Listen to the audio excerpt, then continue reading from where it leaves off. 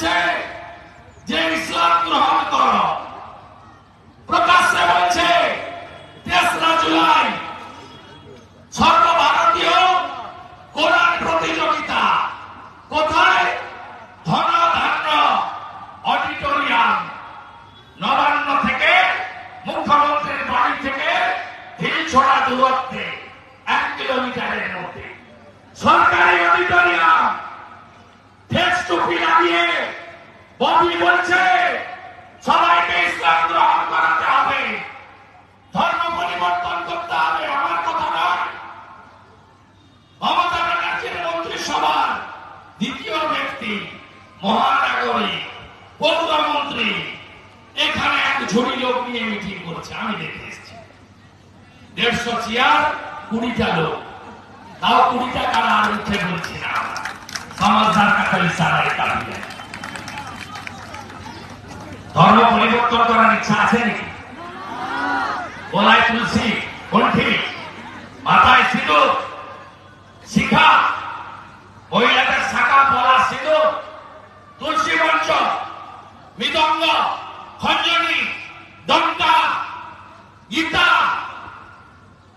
মতুয়া মহাসংঘের প্রভুদের আবিষ্কারকৃত নানা ধর্মগ্রন্থ যা সনাতন সংস্কৃতিকে বাঁচিয়ে রেখেছে, ভারতীয় সংস্কৃতিকে বাঁচিয়ে রেখেছে। পরিবর্তন করার ইচ্ছা আছে নাকি? তাই ধর্ম যদি রক্ষা করতে হয় 10 তারিখে কোথায় ভোট দিতে হবে? কোথায় ভোট দিতে হবে? কোথায় ভোট দিতে হবে? আগে ভোটদান, পরে আগে ভোটদান, পরে জলপান। 9 তারিখে ভারতীয় জনতা পার্টির বিরুদ্ধে যারা সংগঠক অঞ্চলে পুলিশি হামলা হতে পারে, আমি দেবদাস মন্ডলকে বলবো অঞ্চল সমস্ত মন্ডল প্রেসিডেন্টের সঙ্গে তালিকা করে কালকের মধ্যে সিসিটিভি লাগাবেন, বাড়িতে সিসিটিভি লাগাবেন। আমার দায়িত্ব, আমার দায়িত্ব। থানায় যদি ঢাকায় যাবেন না কেউ, সিভিক ভলেন্টিয়ার গেলে ভাগিয়ে দেবেন, মারা ঝাঁটা দেখাবেন, শাক বাজাবেন, ছেলেরা জুতো দেখাবে, তারা করবেন। বলবেন সেকশন 41 এর নোটিশ ছাড়া থানায় যাওয়ার কোন সিন নাই। গতকাল মমতা ব্যানার্জি পার্থ ভৌমিককে আর রাজীব ব্যানার্জিকে ডেকেছিল নবান্নে। শুনে রাখো, ওদের তো ঘরে আমার লোক আছে। রাজীব দেখছে রানাঘাট দক্ষিণ, পার্থ দেখছে এটা।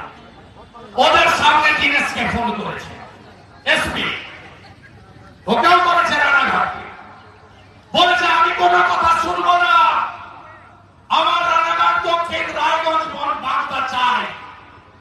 9-6 রিগিং ছাপ্পা, যা খুশি করতে হবে। আটকাবেন তো? আটকাবেন তো?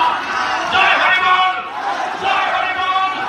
রক্ত দিয়ে আটকাবেন, লড়াই হবে, শান্তনু এখানে থাকবে, আর আমি কল্যাণীতে ডলফিন হোটেলে থাকবো। যদি লুট করে থানা ঘেরাও হবে সন্ধ্যা 6টার পরে। এখানকার ওসি শুনে রাখুন, শুনে রাখুন, সব মিলে ঘিরে বসে থাকবো। গণতন্ত্র রক্ষা করতে হবে। মানুষ যদি চায় আমরা জিতবো, মানুষ না চাইলে অন্য কেউ জিতবে। লুট আপনাদের করতে দেব না।